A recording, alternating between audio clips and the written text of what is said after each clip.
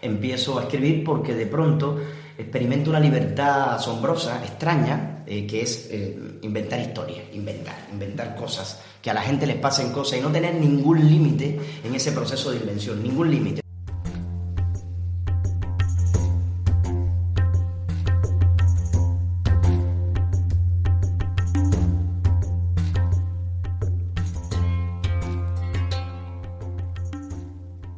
Una puerta al mundo, a otras vidas, un agua, un fuego, agua para los curiosos, fuego para los que no temen la aventura, el libro. Y en este espacio Somos Cuentistas, te vamos a hablar de libros, nuestra memoria, nuestra imaginación.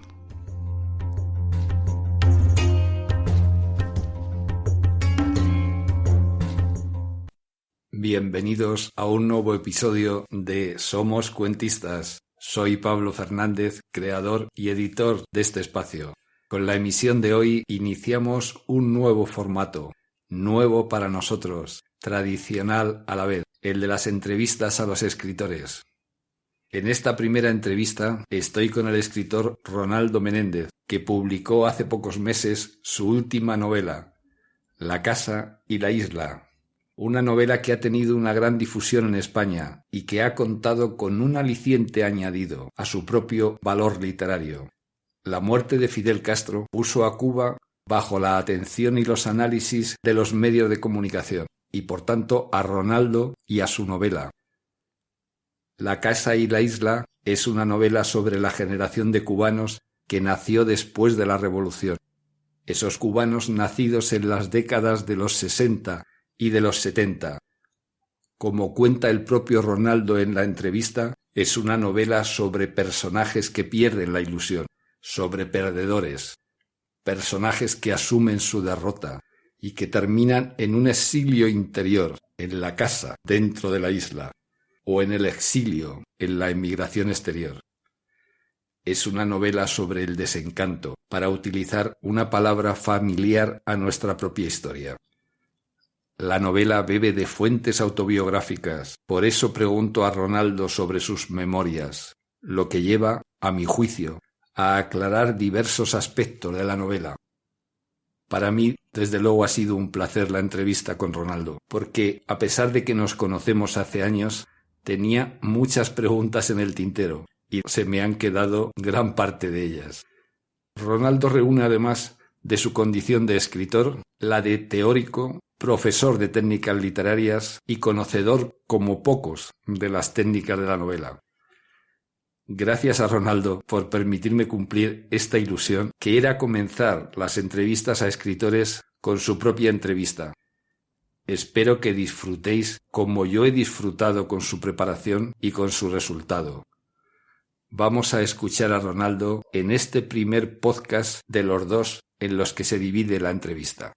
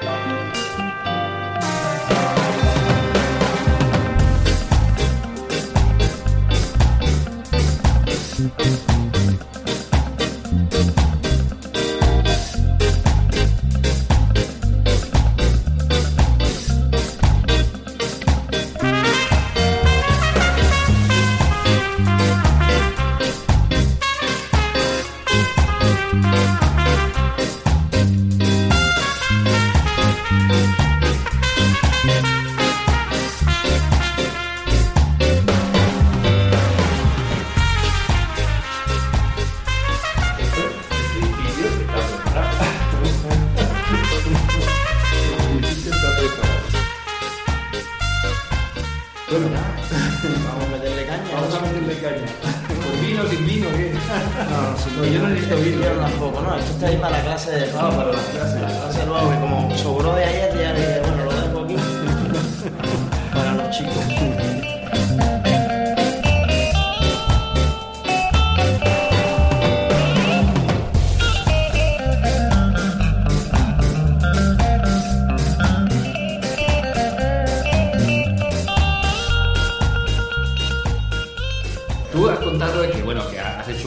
narradores de la novela, no estaba de alguna manera organizada, pensada. ¿Por qué, por ejemplo, no hacer autoficción clara? Como en el caso, por ejemplo, de Reinaldo Arenas, porque siempre tienes la necesidad de hacer una mezcla de autoficción, pero una ficción novelada, una autobiografía, pero novelada. ¿Consideras que incluso para expresar muchas de las cosas que tú quieres expresar, es mejor vestirlo con esas vestiduras de la ficción, más que hablar pura y crudamente de la autobiografía, que también puede ser muy literaria y muy artística, ¿no?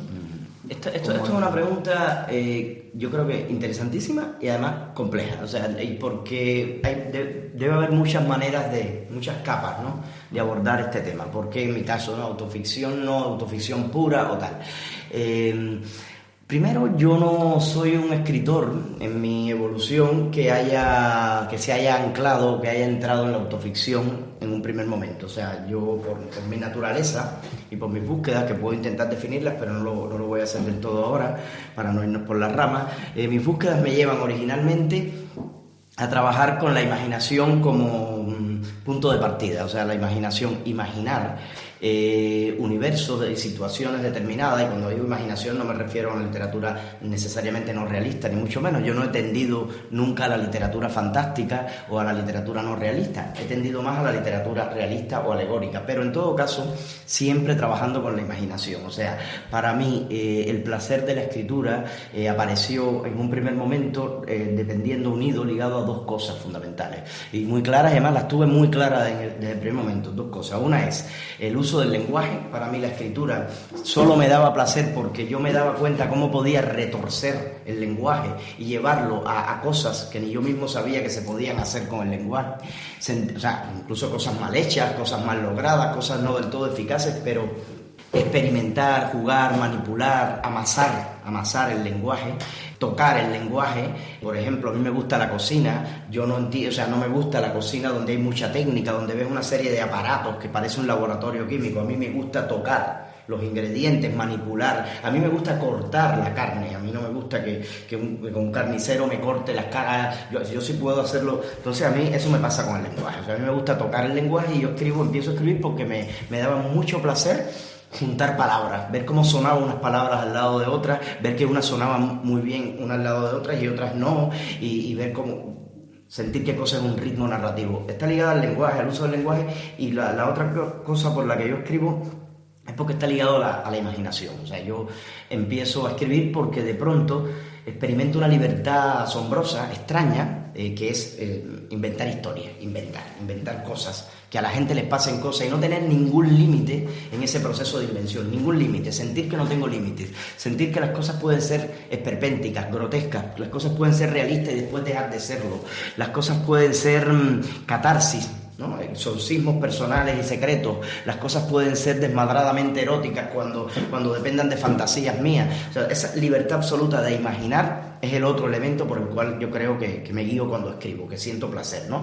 Entonces yo no me instalo en la no ficción, yo me instalo en la ficción, que es el ámbito de la imaginación más pura. Luego está el hecho de que luego, comprendiendo y estudiando la escritura, dedicándome a los talleres, una de las cosas que llegué a pensar y que todavía la pienso de alguna manera, que cuando se trabaja con la ficción pura, o sea, con la imaginación, uno crea los universos narrativos con la total autarquía natural que poseen. Como uno lo imagina todo, uno parte de la nada, en cuanto a la biografía, a la verdad, a las vivencias, uno parte de una nada que es la imaginación, es un espacio vacío, es un enorme globo.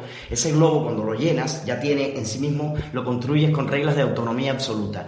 Pero cuando partes de una materia preexistente, que es la verdad de lo que te ocurrió, que es de tu biografía, de tus memorias, de tu viaje, de tu conocimiento de una persona que quieres convertir en personaje literario con sus propios datos, su propio nombre y su propia vida, cuando partes de una materia preexistente que es la verdad, la realidad, para mí es más difícil generar, siempre ha sido más difícil generar esa autonomía, esa autarquía del universo narrado, porque tengo que atender a las normas de la verdad, tengo que establecer un acuerdo, una negociación entre la eficacia literaria de lo que cuento y lo que realmente ocurrió, ¿no? Entonces eso es otro proceso, es un camino distinto. Yo llego a ese camino después de más de 20 años escribiendo, llego a entrar en eso con Rojo Aceituna, con el libro este de viajes, donde decido contar más o menos o casi exactamente lo que pasó. apelando a un registro literario determinado, y luego en esta novela me has dicho, ¿no? ¿Por qué la casa y la isla? ¿Por qué no autoficción y ya? Porque precisamente siento que la libertad que se pierde, cuando se trabaja dependiendo de la realidad total, la libertad que se pierde no merece la pena, en mi caso, perderla, porque tengo una relación conceptual con la literatura artística, una relación artística, o sea, eso es un producto artístico. Entonces, mi producto artístico, que trabaja con la palabra, ¿por qué lo voy a someter estrictamente o únicamente a la verdad de mi vida, por muy extraordinaria que sea mi vida, ¿no? Sí, aunque ya hemos visto que, por ejemplo, en la novela Antes de que anochezca, incluso sometiendo esa escritura a la verdad de la vida, lo puedes hacer muy artístico. O sea, por supuesto, depende de cada cual. De cada cual, es decir, que depende de cada cual. O sea, por eso expliqué lo que para mí la libertad y el lenguaje son dos elementos fundamentales. Hay escritores para los cuales, y hay lectores para los cuales la textura del lenguaje puede ser entendida como barrera para entender el texto. A mí la textura del lenguaje me resulta estimulante y no me interesa a veces sacrificar la claridad del texto. Te estoy hablando como lector. O sea, yo disfruto mucho de la escritura de Lezama Lima, por ejemplo, y a veces no entiendo lo que estoy leyendo de él, ¿no? Es impensable eso para otro tipo de lectores. Yo me imagino que para ciertos escritores el estar apoyado en la realidad es fundamental para poder incluso ser eficaces artísticamente hablando, ¿no? Una de las cosas que me ha gustado de alguna cosa que te he leído por ahí es eso que dices de que uno es las memorias que llevas dentro. Esto la verdad es que me gusta mucho. Hay una cosa también que nos define, que es nuestra configuración emocional, nuestro mundo emocional, que de alguna manera da color a las memorias o forma incluso a las memorias, porque yo creo que las memorias se forman y se deforman de acuerdo con esa configuración emocional, con ese magma emocional que todos llevamos dentro. Se forma en la infancia y como mucho en la adolescencia, pero luego ya queda definido para toda nuestra vida, y eso de alguna manera también nos define, aunque efectivamente nosotros desde la consciencia, no ya emocional sino de la consciencia, lo que nos define son las memorias, las memorias de nosotros mismos, ¿no? Sin las memorias no somos la persona que somos. Vamos en principio a recordar, antes de entrar en la casa y la isla, en la novela, vamos un poco a recordar. Te iba a preguntar, ¿qué recuerdos tienes tú de tu infancia en La Habana? ¿Qué es lo que más recuerdas de los olores, lo que sé, las imágenes, los colores, los sabores? ¿Qué es lo que más se te ha quedado a ti impregnado, digamos, en tu memoria emocional? A ver, vamos a empezar haciendo un contexto de lo que entiendo yo por memoria, o de lo que a lo mejor es la memoria. Yo quisiera ser más estudioso de los mecanismos de la memoria, me parece que es muy útil.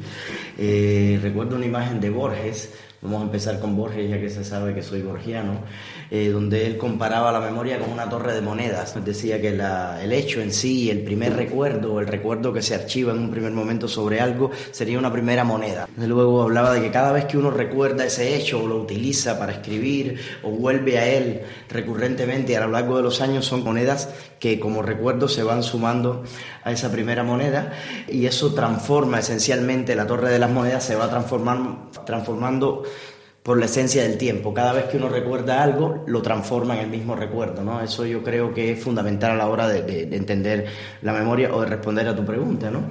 ¿Qué memorias tienes? ¿Qué cosas te quedan impregnadas en el recuerdo de Cuba? Pues cada vez que yo diga algo sobre mis memorias cubanas, o lo que creo que tengo almacenado, empiezo a transformarlo, porque lo otro que se sabe de la memoria también es que no es un registro fijo, ¿no? Tú mismo has hablado de nuestra estructura emocional, ¿no?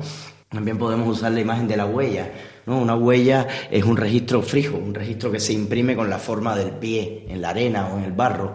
Pues un recuerdo no se imprime como un registro fijo, un recuerdo siempre es transformado desde el presente, de acuerdo a los intereses o a los estados de ánimo presentes. Por eso un mismo hecho lo puede recordar de manera grata y de manera no tan grata en distintos momentos de la vida. Y el hecho es el mismo, la memoria se transforma de acuerdo al momento desde el cual uno echa mano de aquel acontecimiento o de aquel suceso. Dicho esto, me has preguntado por pequeños recuerdos o recuerdos grandes que tengo yo en Cuba.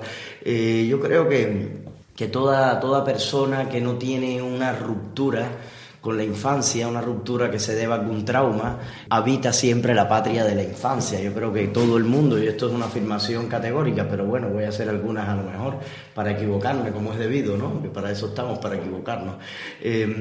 Yo creo que toda persona que no haya tenido algún hecho, alguna anomalía que lo separe, que rompa con la infancia, habita en ese territorio, de alguna manera es un referente, es una patria interior, ¿no? Entonces mis recuerdos de Cuba tienen que ver con una infancia muy feliz que yo tuve, ¿no? Esa infancia pobre, cubana, socialista, esa infancia llena de carencia, esa infancia que además es muy curioso. Por ejemplo, me hablas de recuerdos, de olores y tal. Una cosa que me ha venido a la mente ahora mismo, casi como memoria involuntaria, son las pasas. Las pasas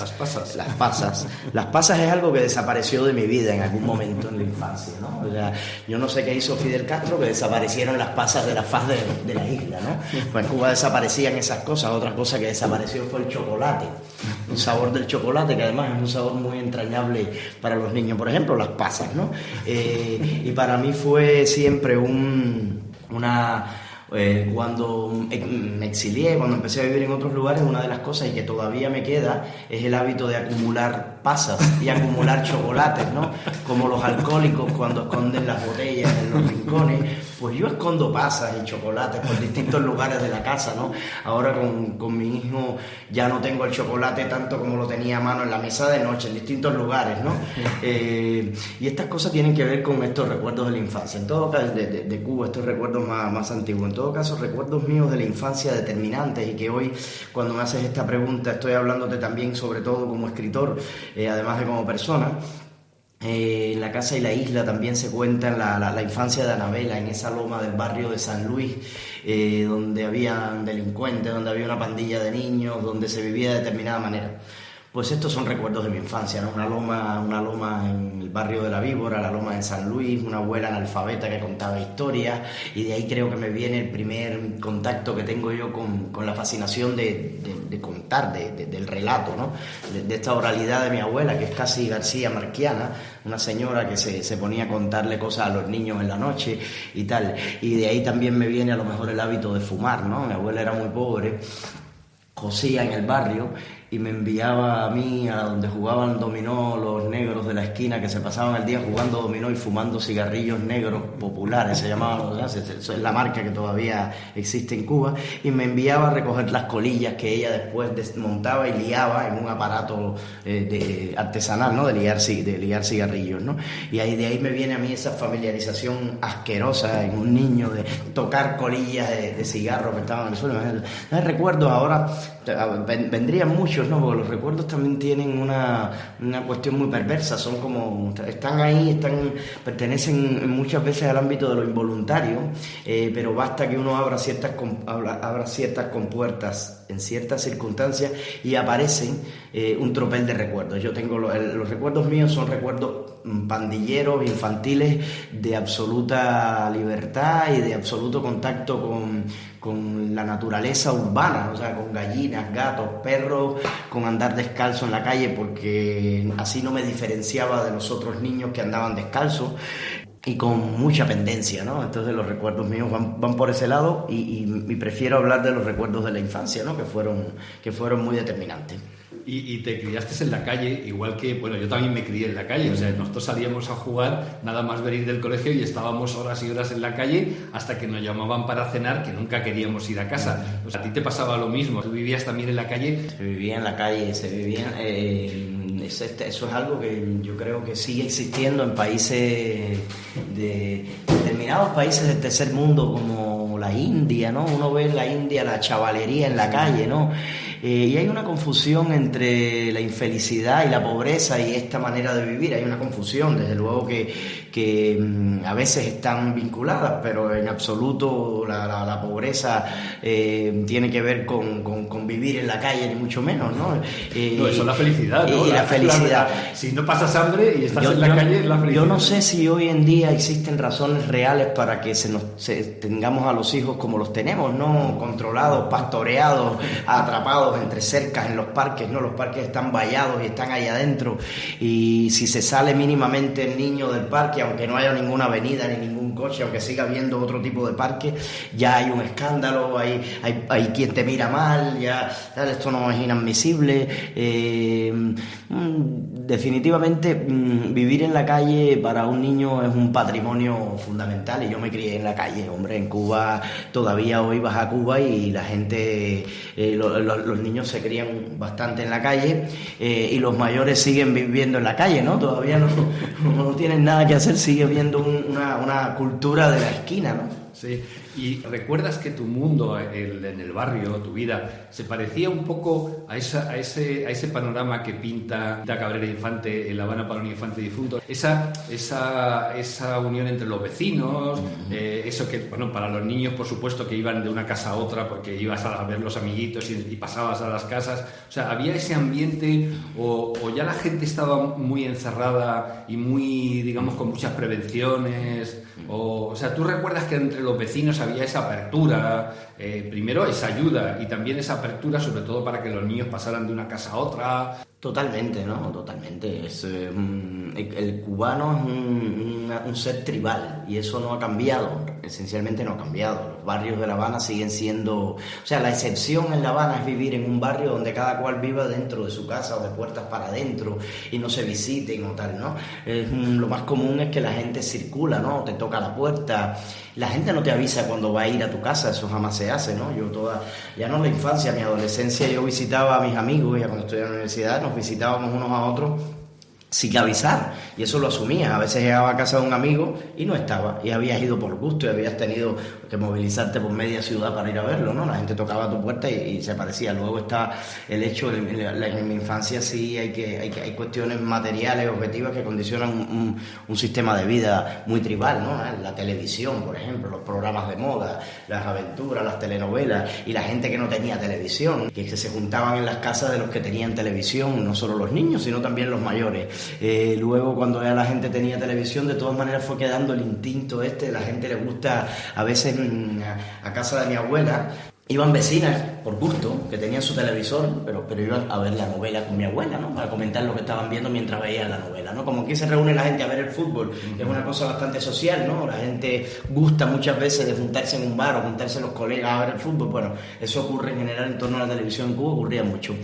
Luego, más allá de estas cuestiones de la televisión, todavía hoy yo voy a Cuba, al barrio de Buenavista, con mi hijo, que es muy pequeño, y mi hijo sale y termina, yo lo pierdo de vista, porque lo coge una vecina y se lo mete a su casa al fondo a ver un gato que tiene, o a jugar con el nieto de ella, ¿verdad? Y yo no sé muy bien dónde está, ni qué le dan de comer, y así, ¿no? Ahí está esta cuestión. Que, por supuesto, esto no tiene nada que ver no debería confundirse esto con una visión optimista, excesivamente optimista de la manera de vivir en Cuba, ni mucho menos. Esto no es que seamos, ¿no? Que la gente de izquierda en Europa, enseguida que le dices estas cosas, a continuación lo que responden es: hombre, qué maravilla, eso sí es un país, mira nosotros cómo vivimos, así como vivimos aquí no es vida. Pues eso es perfecto. Si piensas que eso es así, vete a vivir con los vecinos míos de Buenavista allá en Cuba. Si tienes esa duda y piensas que eso sí es un país, que ahí sí se vive maravillosamente por estos motivos, pues hombre, ahí están las puertas abiertas para que vayas. Pero tú notabas algún tipo de, digamos, de miedo político, porque yo sí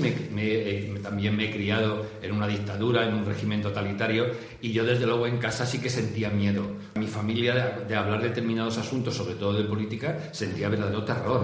O sea, ellos habían visto la guerra civil, habían visto la posguerra, habían visto los asesinatos continuos, las palizas, las torturas en las cárceles, y mi familia, mi madre, mi tía, mis abuelos estaban aterrorizados en ese sentido.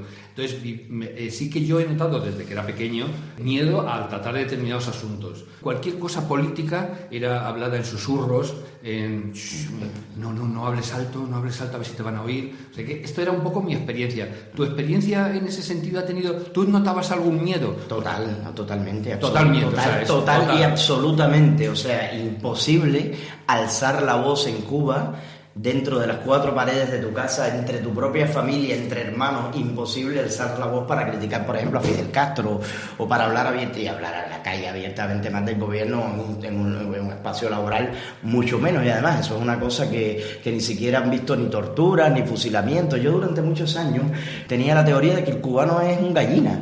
Que el cubano es un... Eso lo decía Fidel Castro, que era un El cubano es cobarde por naturaleza, o sea, yo durante o sea, cobarde en términos políticos, o sea, los cubanos, tú lo miras atravesado a un cubano y puedes tener una bronca en la esquina por gusto, por mirar mal a un tipo, ¿no? Entonces son muy valientes para esa pendencia marrullera, ¿no? De esquina, pero... O sea, yo he visto una cobardía idiosincrática que luego he pensado, no hay pueblos más cobardes que otros, luego son los sistemas con ciertos mecanismos, y no olvidemos que en Cuba se heredan estos mecanismos extraños, peculiares, que son los mecanismos comunistas de represión o de terror, ¿no? Que a veces no tienen nada que ver con el terror argentino de las dictaduras o con el de Pinochet, que era estos militares por la noche sacándote de la casa a rastras y desapareciéndote en una cuneta o en un arrabal. Estas cosas no se han hecho en Cuba de esa manera jamás, ¿no? La Unión Soviética sí se hicieron barbaridades parecidas, o en la Rumanía, ¿no? De Ceausescu y en otros lugares. En Cuba no se hizo nada de eso y aún así la gente tenía mucho miedo de hablar. Yo nunca he visto en Cuba a la gente hablar mal del gobierno, hablar en contra del gobierno de manera clara y abierta, ¿no? Expresar lo que sienten.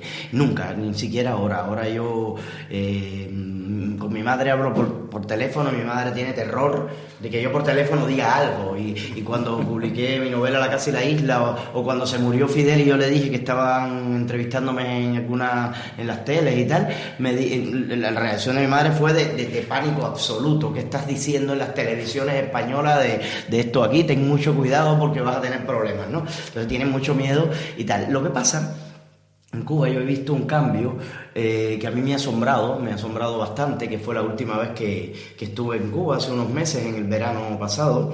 Por primera vez en mi vida vi a gente en la calle que no se conoce entre sí o que no me conoce, quejándose abiertamente ya no solo del sistema, sino de lo intocable, ¿no? En Cuba había una frase que es: juega con la cadena pero no con el mono. El mono está encadenado, tú juegas con la cadena pero no con el mono. O sea, tú puedes criticar muchas cosas, pero el mono, que es Fidel Castro, que son los hermanos Castro, con ese no te metas, ¿no? Pues en Cuba he visto ahora que la gente ya no solo juega con la cadena, sino también con el mono, ¿no? La gente en la calle critica el régimen, habla abiertamente mal, taxista, de Raúl Castro, y bueno, y del finado Fidel, al que han ido a verlo millones de personas. Pues yo vi millones de personas hablando mal de él en la calle abiertamente. O sea, no, dicho de otra manera, me pareció muy curioso que no vi a una sola persona enarbolando un orgullo y un grito a favor del gobierno central de los hermanos Castro. No vi a nadie haciendo eso, y sí vi a mucha gente criticando en la calle las cosas, ¿no? Pero luego la gente criticando las cosas y entrando por el aro, digamos, ¿no? Oye, para terminar de los recuerdos estos de la infancia, ¿tu colegio al que ibas se parece al de Anabela, de unos pabellones ahí despintados? ¿Pegaban también con varas y tal, como dices que la pegaban en el colegio de Anabela? Cuando tú eras pequeña, los profesores tenían... Porque yo cuando era pequeño, pero claro, esto era los años 50 y comienzo de los 60, que tenían reglas los profesores y pegaban y tal también. Claro, ¿sí? Totalmente. Con reglas y con varas y tal, ¿sí? Sí, además era lo normal, o sea, las maestras, o sea, porque Anabela está en dos sistemas educativos, dos procesos, dos momentos educativos, ¿no? Está la escuela Lenin, esta de la que hablo en la novela, pero lo previo, el cole, ¿no? Cuando tienes 8 años, 7 años, 9 años, 6 años que vas al cole, hombre, lo normal era que te zurraran, o sea, te daban con los punteros, con los palos, te daban y bastante fuerte, sí, la enseñanza en Cuba pasaba por esa... A ver, es que estas cosas... Hoy en día es escandaloso esto, ¿no? Y hoy en día los alumnos tienen una actitud y los maestros están aterrorizados, ¿no? En aquel entonces no se consideraba un pecado darle un sopapo o una colleja o con un palo, con una vara a un alumno, ¿no? Hombre, no había momentos en que si se creaban excesos, si se llegaba a excesos se creaba un problema, ¿no? Yo alguna vez llegué a mi casa con alguna marca de un golpe de la maestra, ¿no? Y mi madre fue a quejarse a la directora del colegio, pero era una excepción. Las demás madres, incluso se daba mucho el caso de que llegar a casa con una marca de una vara de una maestra provocaba que después tus padres te zurraran. sea, precisamente, Porque aquí también, claro, esa era la huella del delito que habías cometido, la inapelable huella del delito Sí. que habías cometido, y eso merecía un siguiente castigo. Sí, aunque si efectivamente te habían dado un golpe, que te habían dejado una marca y podía ser peligroso, normalmente también mi madre también iba al colegio a quejarse de que ya se habían pasado, o sea, ya lo habían pasado. Ahora, si te pegaban poco, porque habías cometido algún... Bien hecho estaba. Bien hecho estaba y a lo mejor te pegaban más en casa, ¿no?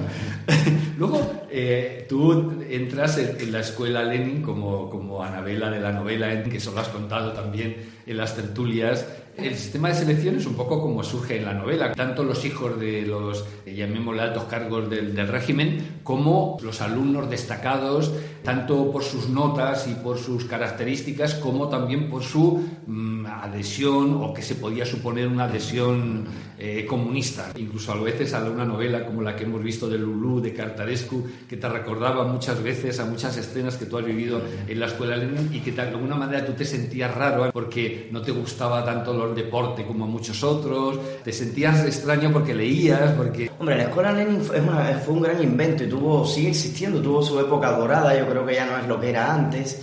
Pero eso es solo una impresión. En todo caso era una escuela magnífica, una escuela con un nivel de enseñanza tremendo, con unos profesores de primera línea, con una infraestructura bestial, y el proceso de selección oficialmente era un proceso de selección que estaba ligado a los méritos académicos, ¿no? O sea, las notas y también a los méritos políticos, ¿no? O sea, era sometido en los años previos a postularte a una evaluación constante, todo el famoso expediente que tienen todos los pioneros, los niños, los escolares cubanos que tenían. No sé si ahora todavía sigue existiendo eso del expediente, yo tengo el mío y lo tengo físicamente, incluso lo tiene mi madre, y te iban evaluando semestre a semestre y tal, y también la actitud, lo que llamaban la actitud ideológica, era determinante para entrar en la Lenin. O sea, no bastaba tener excelentes notas, había que tener una actitud ideológica revolucionaria, digamos, había que destacar por esos méritos revolucionarios, y luego también estaba todos los mecanismos casi indefinibles de entrada a la Lenin, a la escuela de élite, de los hijos de los dirigentes, de personas que tenían ciertos privilegios, que de una forma o de otra ya los privilegios de esos dirigentes se manifestaban en sus hijos desde que estaban en el colegio, ¿no? Eran muy considerados con las notas las maestras, y habían regalos, habían prebendas y cosas que es una red muy compleja que no me voy a poner a explicar ahora, pero el caso es que también habían relaciones de poder que hacían que los hijos de los dirigentes fueran a parar también, de muchos dirigentes, a la escuela Lenin, si así lo querían, ¿no? Entonces, ahí gran parte de la Casa de la Isla se desarrolla en esa escuela, y yo no me propuse en absoluto hacer nada con respecto a eso. Yo no me enteraba de que yo quería escribir tanto. En la novela hay un buen espacio que se desarrolla en la Lenin. Yo no lo sabía, nunca lo he pensado en mi vida, y además nunca había escrito un solo relato que tuviera algo que ver con ese contexto. Y de pronto, cuando surge el personaje de Anabela, empieza a tomar forma, lo primero que me ocurre con el personaje de Anabela en la novela es que tiene una memoria extraordinaria, ¿no? Y le puse que tenía una memoria extraordinaria porque yo tuve una memoria extraordinaria. Yo creo que ya los años y el vino me han resquebrajado un poco la memoria, ¿no? Pero tuve la infancia, esa infancia memorística, ¿no? Un poco privilegiada o extraordinaria y tal. La gente se asombraba mucho de cómo podía aprenderme cosas de memoria. Entonces el primer rasgo que le di a Anabela fue que tenía una gran memoria, y eso me llevó directamente al hecho, y estas cosas yo no planifico demasiado, casi nada cuando escribo. Simplemente el personaje fue tomando cuerpo, y enseguida la buena memoria la llevó a aprenderse largos discursos de Fidel Castro para recitarlos delante de los dirigentes y delante en los torneos estudiantiles. Y me di cuenta que eso también estaba usando entonces ya mi propia biografía, ¿no? Que esa es mi vida un poco. Esta memoria, tal y como le ocurre a Anabela, es de manera exacta, con los mismos textos y con todo lo que se cuenta ahí, me empezó a ocurrir ahí, a mí. Y entonces ahí empecé a trabajar, un poco a jugar con mi biografía, y eso fue lo que provocó que en la novela se dedicara un gran espacio a la escuela Lenin, porque yo estudié en la escuela Lenin, y entonces me vi que era un caldo de cultivo literario tremendo, ¿eh? Yo no sabía que iba a durar tanto mi personaje en la escuela Lenin hasta que empezó a estar en la escuela Lenin, y me acordé de Ernestico Guevara, ¿no? Que es uno de los primeros anécdotas que se cuenta, de la misma manera en que yo conocía el mito de Ernestico Guevara en la Lenin. hablaban de él de la misma manera que mi personaje escuchó hablar de él, y de pronto vi que estaba el personaje del hijo del Che en la Lenin y las cosas que hacía, cómo lo expulsaron y todo esto, y a partir de ahí ya me di cuenta que en la Lenin había muchísimas posibilidades de desarrollo, y sobre todo también me di cuenta que la Lenin había tenido, el paso por esta escuela de élite cubana había tenido en mi vida una influencia mucho mayor de lo que yo suponía, a nivel emocional, de lo que yo suponía que la había tenido, ¿no? Y esto es un descubrimiento que lo hice gracias a la escritura. Cuando al inicio me hablabas de la memoria y qué recuerdos tienes y tal, yo creo que determinadas actividades, en este caso el acto de escribir, aunque no trabajes con tu biografía, el acto de escribir, esto otra vez, esto que empezaste diciendo de somos memoria, no es que tenemos memoria, es que tenemos la forma de la memoria, tenemos la forma emocional de la memoria y tal. No se puede poner una cosa en un lugar y el sujeto en otra, y la memoria es una habitación donde uno entra, no es así en absoluto. Somos esa habitación, sus paredes, sus techos y tal. Yo creo que la actividad de escritura se define por una constante revitalización de la memoria. Es una gimnasia de la memoria, y es una gimnasia de la memoria que me imagino que eso estará estudiado y que la manera en que yo pueda explicarlo es mucho más primitiva, pero es una gimnasia de la memoria que yo creo que ocurre a todos los niveles posibles en que puede ocurrir el trabajo de un sujeto, de una persona con la memoria. Existe esa memoria racional, voluntaria, que uno manipula, y que yo, una vez que quiero trabajar con Anabela, empiezo a hurgar conscientemente en mis recuerdos. Pero cuando estás escribiendo, el acto de escribir también es un descubrimiento de tu memoria involuntaria, es bajar a los sótanos, a la trastienda, meterte en el trastero, ¿no? Y encontrar estas maravillas que uno encuentra en los trasteros y que no sabías que estaban ahí, pero también es en la modulación de los recuerdos con las emociones de la escritura. Si yo a un personaje le otorgo un recuerdo mío, ese personaje no tiene por qué vivir el recuerdo mío de la misma manera en que yo lo vivo, y entonces ocurre un proceso de modulación de acuerdo al perfil, a la situación del personaje. Yo adapto, moldeo ese recuerdo y le genero una influencia a lo mejor emocional o psicológica que no tiene para mí, que es completamente distinta. Entonces, por poner estos pequeños ejemplos, la escritura es por definición un trabajo de musculación, un trabajo de ir al gimnasio de tu propia memoria, ¿no? Pero ahí ya eras lector, ya... Yo fui lector desde que nací. Es cierto, mis padres... Yo he tenido suerte, yo creo que, ¿no? Esto que como... Cuando empieza el Gran Gatsby, ¿no? Que el personaje dice, no, mi padre una vez me dijo, cuando vayas a juzgar a otros seres humanos por sus malas acciones, recuerda que quizás piensa solamente que quizás ellos no tuvieron la suerte que tú has tenido, las oportunidades que tú has tenido, ¿no? Yo creo que yo he tenido mucha suerte en cuestiones esenciales para mí. Yo creo que estas cosas a lo mejor son mala suerte para otros, ¿no? Pero para mí fueron... Yo creo que hasta las carencias de Cuba fueron buena suerte para mí, ¿no? Tuve la suerte de que mis padres, que son dos personas que no son intelectuales, no tuvieron la capacidad de tener una formación intelectual superior. Son dos personas muy inteligentes y muy curiosas, ¿no? Donde yo no sé dónde se pierden los ancestros familiares, el hábito de lectura de ambos. Ambos han sido grandes lectores. Un obrero, una oficinista, personas que no se definen porque sus vidas dependan de los libros. Pues mi padre... Todos los viernes, antes de irse del trabajo, iba a una librería en la terminal de ómnibus de ahí del municipio Plaza, cerca del Ministerio de la Construcción donde él trabajaba.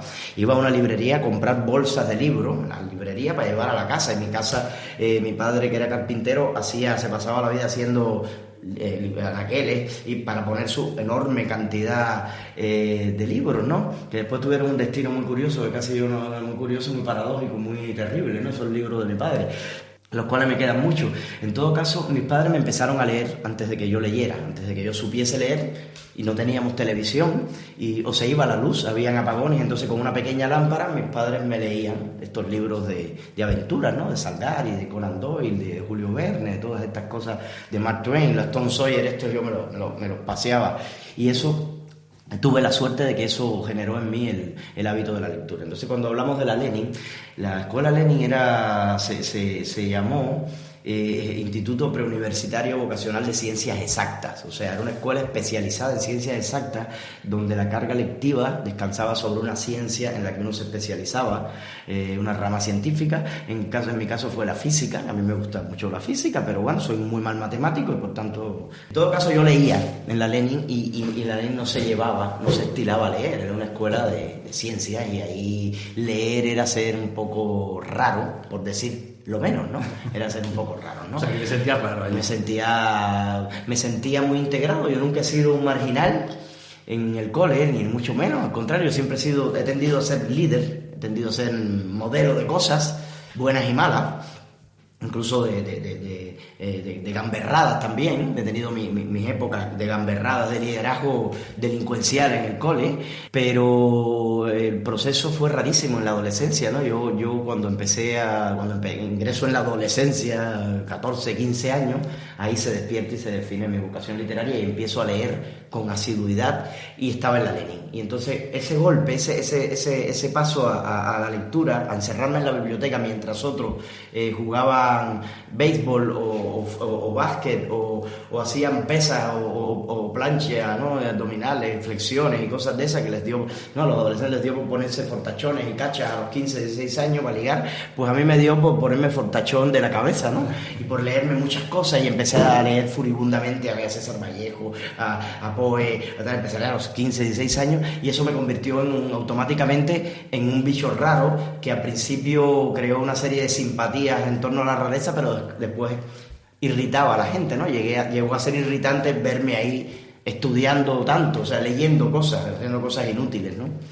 Y ahí ya empezaste a escribir, ya no solamente a leer, sino también a escribir. Sí, los procesos entraron uno a la parte del otro. Los dos a la vez, sí, o sea, tanto empezaste a leer compulsivamente como también a escribir. Sí. A escribir. Y cuando la creación de esas visitas, porque supongo que sería así, esas visitas a los centros culturales, supongo que irías a algún taller literario, un poco como cuentas también en la novela, y ahí es el germen de la formación de ese grupo, el establo, que tú muchas veces que recuerdas, como supongo que como una época, digamos, feliz, ¿no? ¿Cómo se crea todo eso? El gobierno cubano siempre ha presumido de defender la cultura, ¿no? De apoyar la cultura, y ha hecho algunas cosas para poder presumir de esto. Ha tenido que hacer algunas cosas, entre ellas el sistema de casas de cultura y de talleres literarios y de estímulos, ¿no? A nivel nacional, de muchos eventos y congresillos y cositas, y los canales de editoriales, ¿no? Subvencionados por el Estado para que la gente publique sus relatos, sus libros, y eso crea, por supuesto, ventajas y eso crea también monstruos, ¿no? El caso es que una vez que empiezo a escribir, lo primero que hago es empezar a acercarme a los talleres literarios. Empiezo a ir al taller literario del municipio Playa, que era donde yo vivía, los fines de semana, los viernes, cuando salía de la Lenin, me iba, mientras mis compañeros se iban de parranda adolescente, yo me iba al taller literario a leer mis cosas, y ahí surge esto que tú has mencionado, que es parte también de la novela La Casa y la Isla, que es el grupo El Establo, ¿no? Este grupo de amigos donde empezamos teniendo una relación estrictamente literaria, ¿no? De leernos cosas, criticarnos cosas, pasarnos libros, descubrir a Cortázar, descubrir a Sábato, descubrir a Borges, descubrir a Rulfo. Todos estos autores empecé a descubrirlos más o menos a los 17 años, entre los 16, 17, 18 años. También los rusos, Bulgakov, Solzhenitsyn, el propio Nabokov, que en Cuba tenía o no tenía, no estaba publicado, pero circulaba. Empecé a enterarme de que existía Vargas Llosa, y ahí estaba también el descubrimiento de Juan Carlos Onetti, de Sábato, de 100 años de soledad. Todos estos libros empiezo a descubrirlo en el contexto del establo. Yo tuve otra suerte, que era el menor del grupo nos hicimos llamar el establo, y decidimos hacer un grupo de vanguardia contestatario, y empezamos a tener ideas políticas. En el grupo había algunos que tenían una ideología que eran pro perestroika. Estamos hablando de los años ya finales de los 80, donde aparece el fenómeno de la perestroika, y es rarísimo cómo se nos metió en la cabeza esa idea, que vista con la distancia es una barbaridad, pero nosotros estábamos seguros de que Cuba iba a pasar lo mismo que en la Unión Soviética. Se iba a derrumbar por su propio peso el socialismo cubano, iba a dar paso a otra cosa mejor, también incluso a lo mejor quizá también socialista, pero mejor. En todo caso iba a haber un cambio de políticas y de todo lo demás. Y se fundó este grupo del establo, que fue determinante en mi vida, ¿no? Digamos que viví al nivel de bonsái, ¿no? Viví la vanguardia parisina, ¿no? La vanguardia habanera, entre pintores, músicos, poetas, escritores. Y esto tiene una cosa fundamental que yo creo que, bueno, yo intento recogerla en la novela, en ese pasaje, en esa zona de la novela, de la parte de personajes de Montalbán. Hay algo importante, que es que se dice mucho por ahí que la literatura es el acto de escribir, es un acto solitario, introspectivo. Entonces siempre la gente se imagina a los escritores como onetianos, ¿no? Seres huraños, en casas medias oscuras, penumbrosas. Si tienen un alcohol cerca, mejor. Lo del alcohol cerca está bien, ¿no? Aquí tenemos un vino cerca. Pero yo creo que eso es parte de una verdad que se ha convertido en un estereotipo absolutamente irreal. Yo no conozco casi ningún escritor, y no estoy hablando de mis contemporáneos y mis colegas, casi ningún gran escritor que no haya escrito, haya entrado en la dinámica de sus obras a partir de la experiencia grupal, de los cafés, de las tertulias, de las discusiones, de los debates, del contacto y el roce permanente con otros escritores, y antes había más incluso de eso. Antes se estilaba reunirse a leerse cosas y tal. Hoy están las versiones estas de los clubes de lectura, de los talleres literarios, cuestiones que pasan ya por un orden económico diferente, por una manera de vivir diferente y tal. Pero en todo caso, a mí la experiencia del establo, yo creo que sí, yo hubiese sido escritor, por supuesto, porque era necesario que yo fuese escritor para mí mismo, ¿no? Para la búsqueda, para mi centro, ¿no? El núcleo de mi persona, ¿no?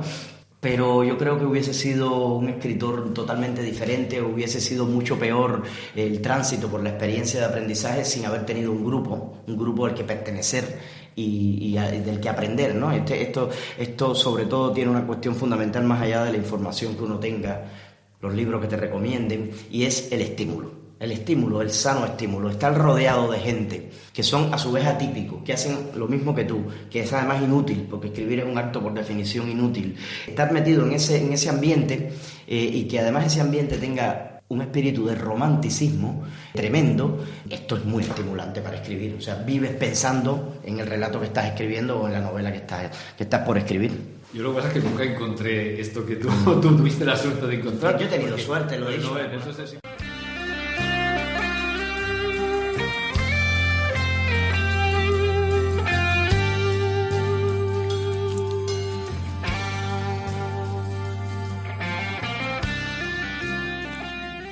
Suerte, pero sobre todo imaginación. Imaginación para la escritura, imaginación para la vida.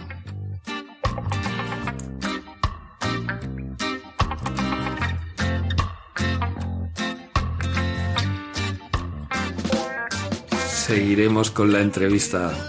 Gracias por escucharnos. Volveremos. There was a reaction and keep me away from you. Time can never change it. Now I really know what you want to tell me, and I